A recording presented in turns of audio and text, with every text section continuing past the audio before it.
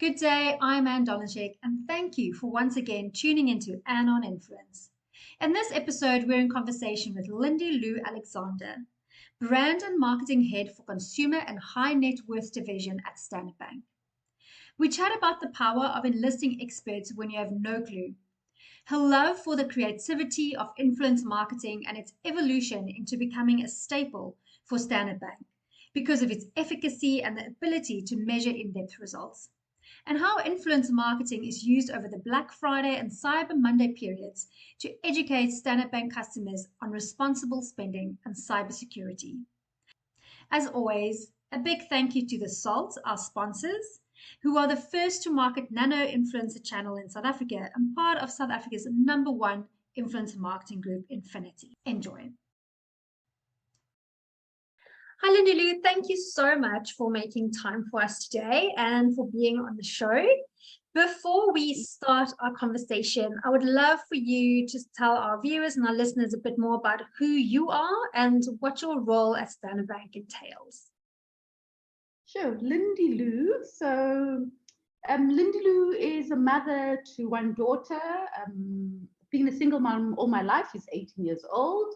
I'm a marketeer. I started my marketing career exactly 22 years ago at Unilever in 2000. So yeah, I didn't realize until now. So I've been a marketeer for over 20 years and mainly in traditional marketing until I moved over to Vodacom, which was 9 years ago. I was at Vodafone for 5 years, and I've been at Standard Bank for the last 4 years. What I do currently, or how do I describe myself? I am the marketing executive or the head of marketing that looks after the whole consumer portfolio for the last year and a half. But prior to that, in my tenure at the bank, I looked after B2B. So it was business, commercial, and consumer for South Africa, whereas now I look after all 16 consumer countries. Oh, wow. For Standard Bank Group. Yeah. That's a lot. I'm the marketing executive. It's a lot, but it's great. And it's easy when you have a very able and competent team. So every country, has a competent team that understands the nuances, that understands their practice areas deeply. So I'm the orchestrator of it all, essentially. Yeah.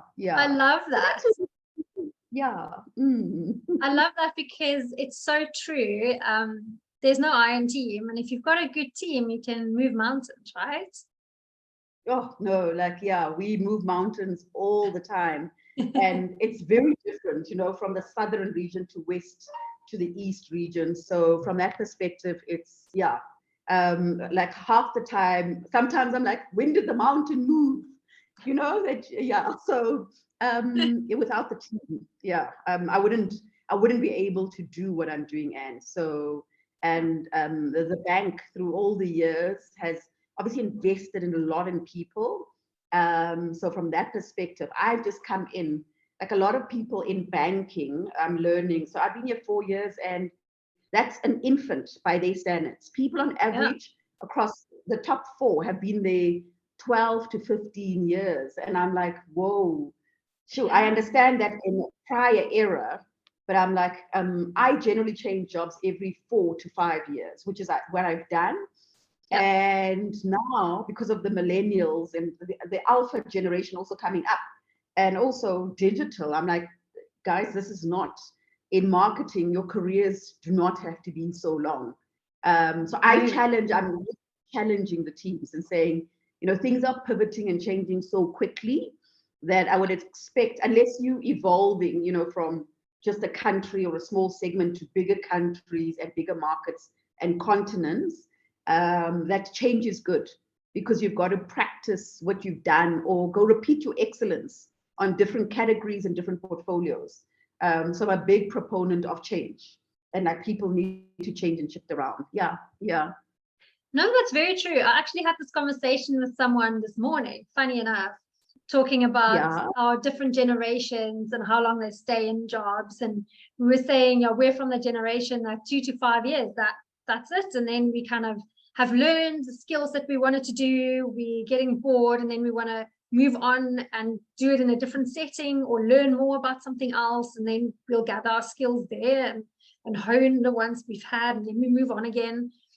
So it boggles my mind when you speak to like the older generations who literally stay in job for their whole careers or 2 jobs, and you go like, how do you do that? I don't understand. No, I also don't understand it. I'm like, why? How? And they look at me like, what's wrong with you? Why would you want to swap it? And I'm like, And then you get okay. that old thing where they're like, oh, that job hopping on your CV. And you're like, no, not really. Every time I've Not leveled really. up, it's fine. Exactly. So sure, but it's good. Like, I mean, if you're saying it, because I think the more we share the stories, the more we make it normal.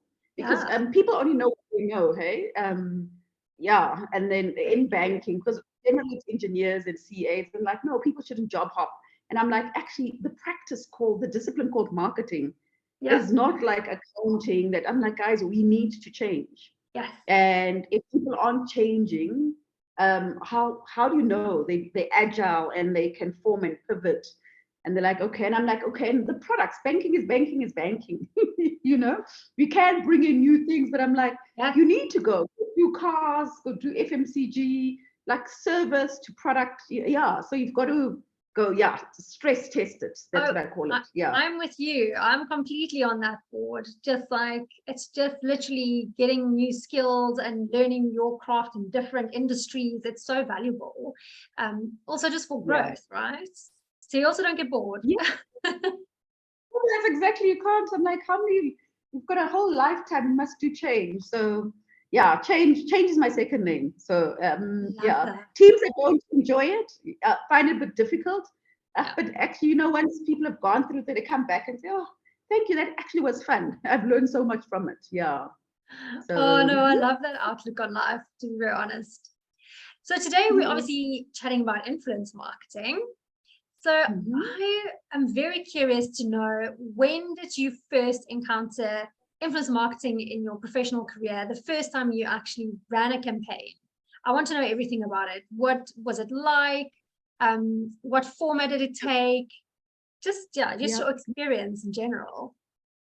So yeah, my first encounter with influencer marketing was at telco when I was at Vodacom. So it's probably 2012, and I'd say by that standards of influencer market, probably laggard. I'm a laggard in terms of exposure to it. So I was at Vodacom South Africa, before I did the Vodacom continent job, and I was looking after the youth segment, Ah, and we built a youth proposition called Vodacom Next Level, which is still the Vodacom youth proposition, and was a digi-native app. And that was my first exposure to digital marketing. And we didn't have sufficient budget at the time because we used a lot of it to build the app. That was a native app, and we worked with Deezer as a platform, music platform, and we're like, actually, how are we going to build a community around this? And then, from my perspective, I knew about celebrities and bloggers, and the conversation or the knowledge was not that big, but it was like, actually, you know what? We need a community of people that are going to buy into and test our app and build the affinity around it. And that was the conversation in telco. And you'd think telco would be at the forefront of it then, but it was, it wasn't. And then we chose 2 celebrities. It was called Celebrities, and they were celebrities but by now standards, they're macros. So yes. yeah, celebrities, macros, and to come onto the platform and test it and recommend it to friends, which then went down to what we now call nanos. Then we worked with, I think, obviously there's theSALT, but it was Webfluential at that stage, exclusively at that point in time. And that made it much easier because they were able to help us also in the beginning. It's the infant, like just in terms of manage it and consolidate, who we work with, and just explain to us the gambit of celebrities, what macros and micros are, and what is more efficient and not. So that was my first experience. And it was a first experience of trying to also sell something that's digital, in terms of like buy your airtime and your stuff here, but aggregating information and using what was a music platform, Deezer at that point, to say, actually, people are streaming, learning how to stream. Let's also just build. So it was matching two different platforms, essentially in one, and using macros at that time. And fortunately, it was only later on in our project phase that someone's like, Webfluential can do this, and then you're like, yeah, help us. You're like, you don't know how to manage all these people, like all these contracts and then we didn't understand how to explain strategy to them, and then this actually has to match what your brand values are. It was just like, oh, Anne is popular, so Anne must go and do it for us. So it was testing in a creative space, essentially. So yeah, so that was my first encounter, Anne, which was a hit and a miss. And that was my transition from being a pure traditional marketeer to saying, actually, because I'm in a telco, we've got to launch something that's, it's a platform and we need to get users on.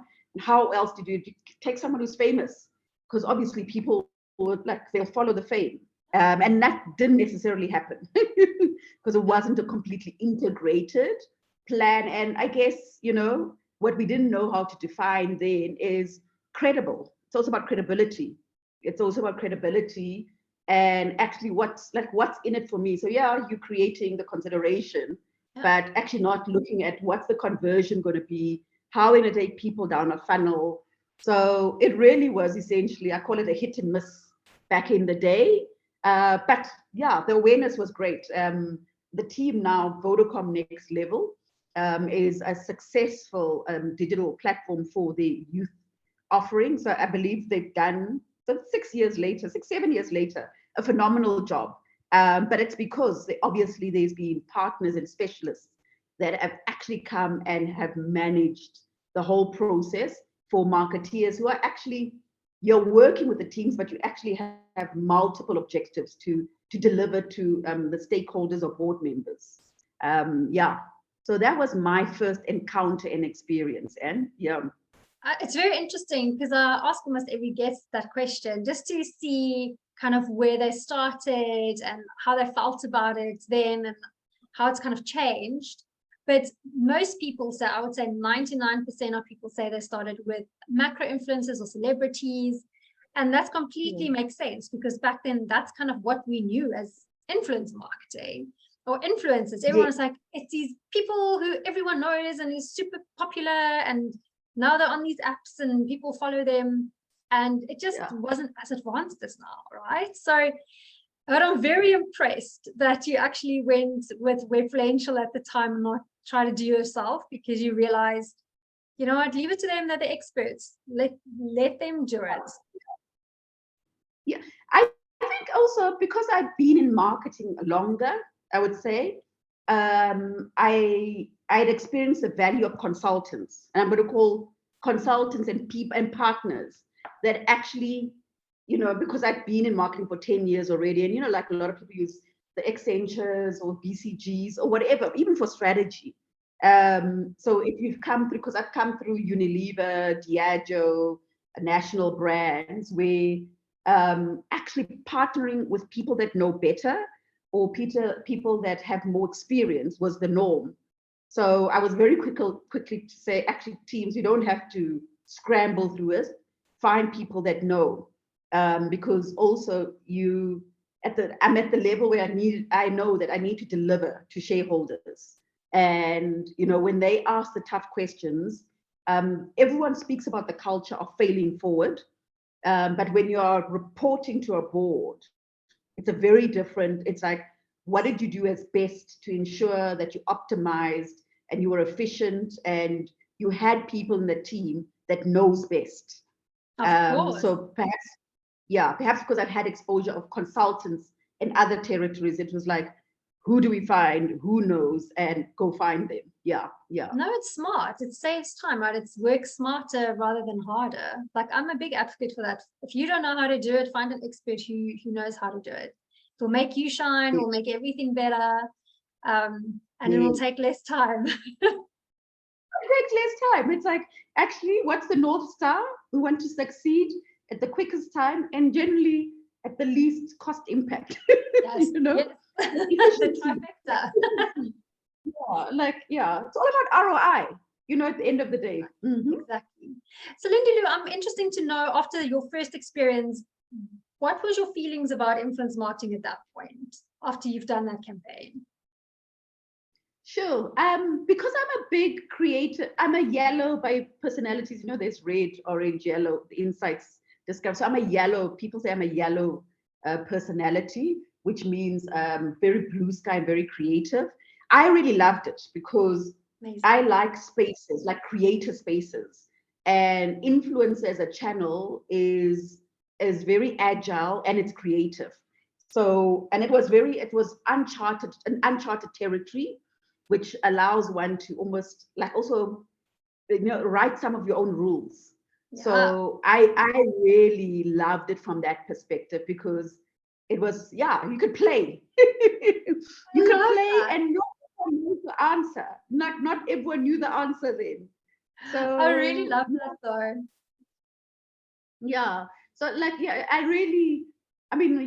used to say to people, I love my job. And like, I probably have the best job. I'm like working on youth and like working on the edge of new channels and new spaces in marketing because, like we all want to conquer something new. Of course. So it was, yeah, part of the best experiences in my job in the last 5 to 8 years. Yeah. Oh, I love that. And that's a great segue into me asking you about your most recent campaigns. Because obviously we've now evolved. We know that there's a space for macros and celebrities. I firmly believe that. But now we also have the era of micro and nano influencers. So I'm really interested for you to just tell us a bit more about your most recent campaigns. And I think for me, the first question is why influence marketing over and above other marketing channels you could have chosen? Sure, actually. So it's changed so much from just being fun and exploring. And previously where it was a nice to have, essentially, to influencer marketing now being a very integral part of your marketing communications plan. So the importance of driving community and having influence speak. So the change of the tactics have just become a part of what one must do. So it's also because we now can measure it, and you can measure the impact almost instantaneously. It's become one of the strongest channels in our integrated marketing plan. There's also been the evolution of like affiliate marketing, so which for banking or service brands is a big part of how we go to marketing. How we go to market. So it's not let's consider it. It is almost, like what TV used to be back in the day. And my TV team, my traditional team would almost hate me for it when I say to them, actually now influencer marketing has become, by my standard, almost the most important channel in the marketing mix, because we have to have it. And it's also, because we know how to monetize it, it's become center stage in every conversation, at least in our boardroom, in the banking boardroom. And it's purely because performance marketing, digital, and the disciplines of interactive digital marketing is so measurable. And like living in banking, but also outside of banking, because I've got colleagues and friends in FMCG, it's the tightest place to measure. And it's also almost instantaneous to see the sentiment and to see the conversion, depending on obviously how deeply it's tagged and structured. And if you do have a true e-commerce offering to sell, depending if you're just doing something above, like a top of funnel or below the funnel. So from that perspective, it's just, it's the most critical part.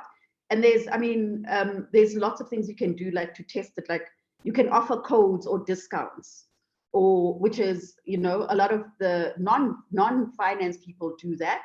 But also we've also started testing it within finance. So like influencer market has become what I call a big, good business sense decision, because you can measure how it impacts the bottom line. So it is, when teams don't recommend it, it's almost the taboo. I don't know how else to say that. I'm like, okay, team. So, yeah, why not? But like, actually, have you looked at? And we all know that nano influencers are probably, they're more credible, especially if you're speaking about the belly of the nation. Yeah. And the youth, and some people call it the mass market. But also, I think at the affluent market, which we do a lot of work with, which is people want authentic, credible endorsements, and not that macros are not credible, but you do them for scale. Yes. And more recently, like now, it's November month, and we had human rights just recently. But November, we know Black Friday is the biggest month across the industry. But remember, banking is actually the bottom. We support everyone. So if you are doing FMCG, you've got to swipe a card, so you've got to pay for it. So Black Friday is the biggest influencer month coming up, just in terms of making sure that the right card, or we also educate you just in terms of planning. It's the biggest campaign coming up. But generally, right through the year, we do always on campaigns. But if it's promotional, more recently, Black Friday is the biggest one. I mean, one of the ones we love, an always on campaign, is with our UCount. We've got a rewards platform called UCount, and that is solely driven by influencer marketing. And we actually have 3 or 4, I'm going to call it macros, that we always work with. But they feel like the brand, because their values and the brands are aligned, and they bank with us, and they can credibly drive content. And it's not always, I don't want to say it's not always not positive. They have honest conversations. Yeah. And because they've worked with us for so long, we allow them. So I'm going to use like Anele, like as one of them, and to credibly say, like, you know what, I'm so frustrated, as it will actually, or I was at Discount now and I could buy for my whole basket, but XYZ, my balance is not showing. And through that honest conversation, them knowing that, she can be so honest, and it's not branded where she's trying to hide it, where we have to, it's almost also accountability partner. When you build such like synergy with nanos and macros, you have that relationship with the value. So our rewards always on program. We've got like 3 or 4 macros, but we use nanos right through the year, because they've got to infuse where you can use your rewards. So instead of wasting money, instead of swiping with the right place, so that you can get points, so that you don't have to spend. And the big campaign now that will launch, the rewards campaign that will launch in the Black Friday week as well, will support the big Black Friday drive. So that is the biggest campaign now, where we're reminding people that actually go out, start looking for the white goods and devices, and remember that actually, if you have so many rewards, that actually you can contribute. So instead of you paying for it. So that's the biggest banking campaign that we have coming from Standard Bank right now, in terms of, it's November, just before festive season. Gifting is use your points and use the rewards that you have, to gift or get gifts for your family and friends. So that's the one that's top of mind. But we have many, but the biggest ones, that a lot of online, people give us lots of feedback. In banking, unlike other categories, people are not shy. Hey, we have lots of haters. Yes, I believe. we have lots of haters, but as would be in life, we've got 10 million, 12 million people that love us and bank with us. but you will see the negative sentiment the most. Yeah. But that's So completely normal. And that's social media, right? Everyone goes to yeah, complain as well. But you've yeah, said yeah, so many valuable things.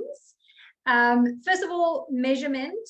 I'm so glad yeah, you brought that up, because I think a lot of newbies that hasn't really tried influencer marketing are so scared that it's still vanity metrics. They come to us and they're like, oh, but you can't really measure. All you do is reach or OTS. And then we're like, no, no, no, no. Actually, it's very yeah, sophisticated these days.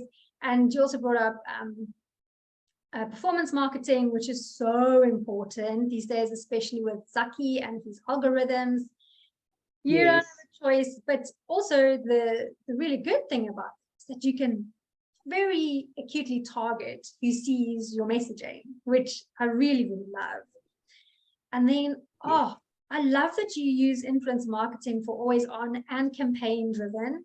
And I absolutely love, love, love that you not only match your nanos to be your customers and your values, but you do that with your macros as well.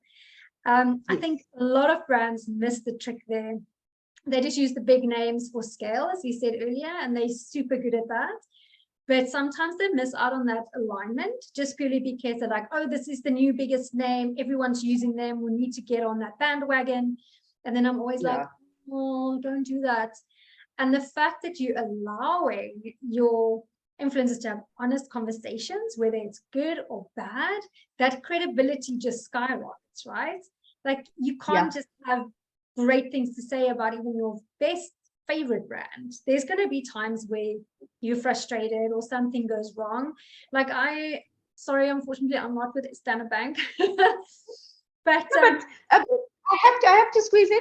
Most people, when they say that, I'm like, no, on average in South Africa, everyone has 3 accounts. So it's okay. it's true. I'm with Yes, yes. F&B, and I've always been very happy with them. And then I'll be very honest, they went and they did this whole rebrand and they updated their app, and their app used to be the most amazing thing. And I've had this conversation in my DMs with people where we're like, it wasn't broken, it was perfect. And all of a sudden there's Yes. so many glitches on the app that we're like very frustrated.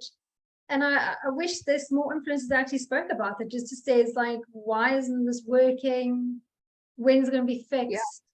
You know, because it is that credibility. Because I can be frustrated today, but tomorrow be super happy. Like it's just yeah, normal. yeah. And I've got to be honest, it wasn't, we didn't sit and strategize and say, actually, let's continue and like with this macro that has gone and said horrible things.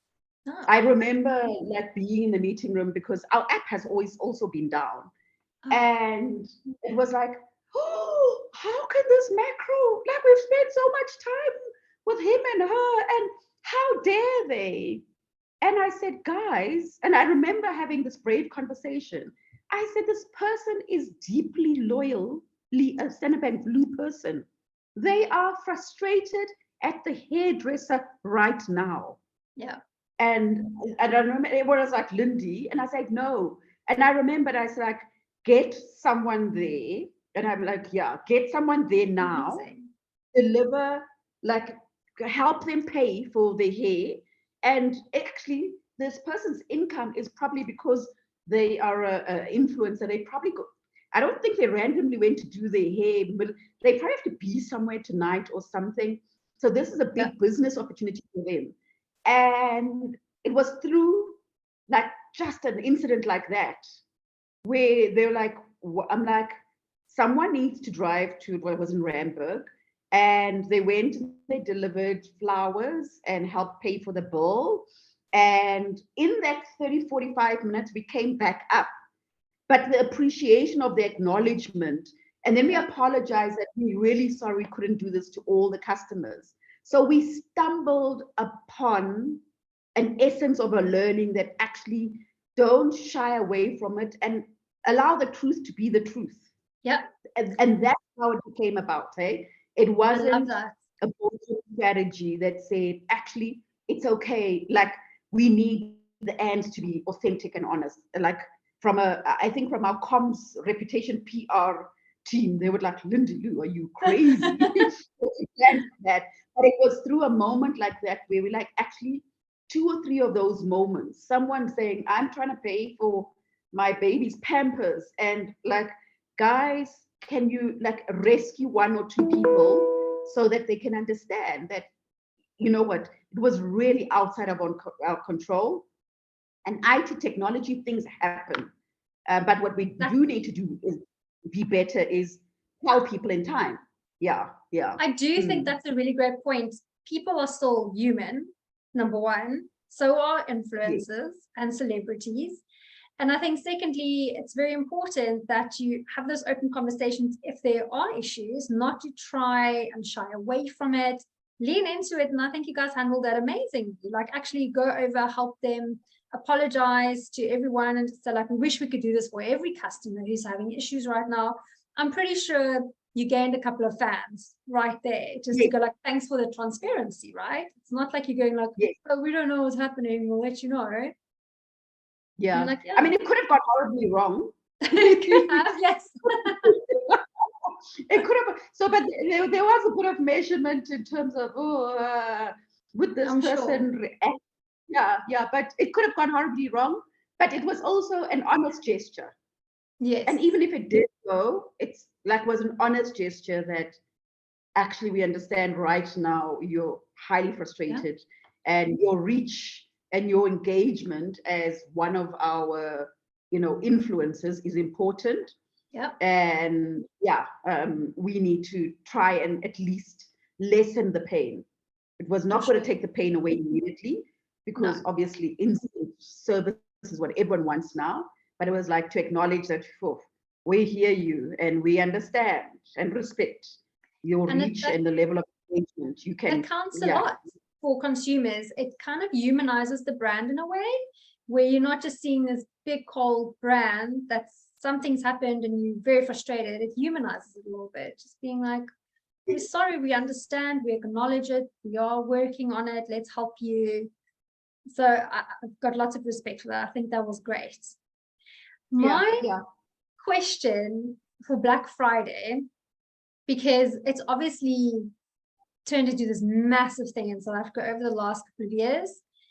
For me, it's like, how do you stand out in the sea of messaging and barrage of things that people are seeing leading up to Black Friday now? So there is, and that's why I was saying to you, remember, we are the financial service provider versus, now generally in terms of Black Friday, it's white goods, TVs, radios. That's what people want to buy. Where the disappointment comes with is when people don't have sufficient funds. So how do we stand out as a service provider, enabling them to buy whatever their heart's desires are, is by educating them and driving like the views and association of those products with our brand, and making sure that, and obviously for Black Friday, it's not about new clients, it's not new acquisition, it's your current base, but driving awareness of your usage rates and making sure that you understand what's available, and then how to extend what you likely would have bought by using, as I spoke about, your rewards. So it's very, very, like, it's very internal, because it's all against your current base, essentially. So the visibility of making sure that actually, if you swipe with this card, you can get 10% discount, or if you swipe with this, plus you use your awareness of what your points are. So it's a top of funnel job versus below the funnel.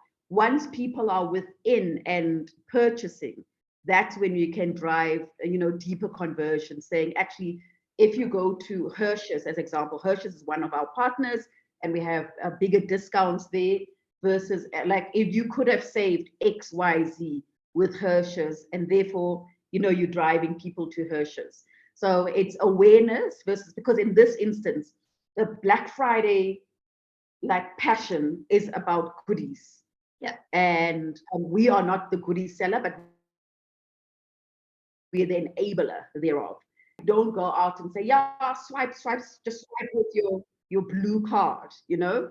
It's about making sure that you use your blue card responsibly, and it's driving the visibility of the discounts and visibility of how you can optimize and plan for it better, rather than saying it's conversion, because you have to have a card for you to be able to purchase it.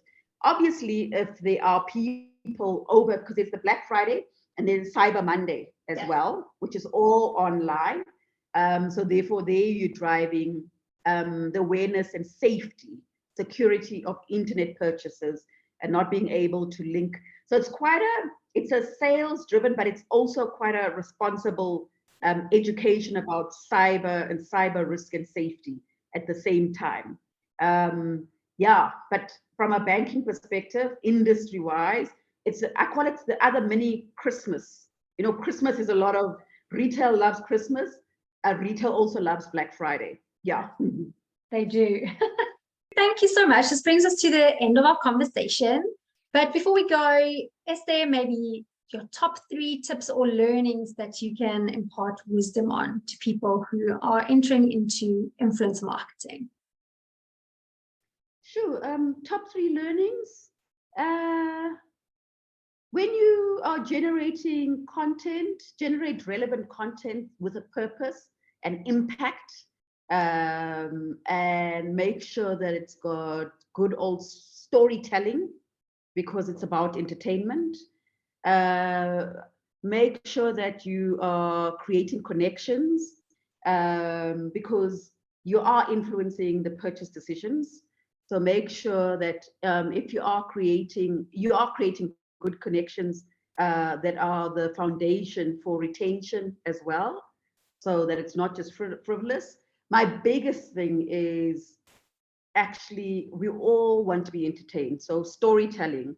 So take people on the journey via the influencers and make sure there's the perfect match, and make sure that the influencers highlight or amplify the brand's values, and can be positioned as experts, because they are the new TV adverts, and make sure that there's a perfect match, and the word perfect match, between them and the product that they're selling, else it's not going to be authentic.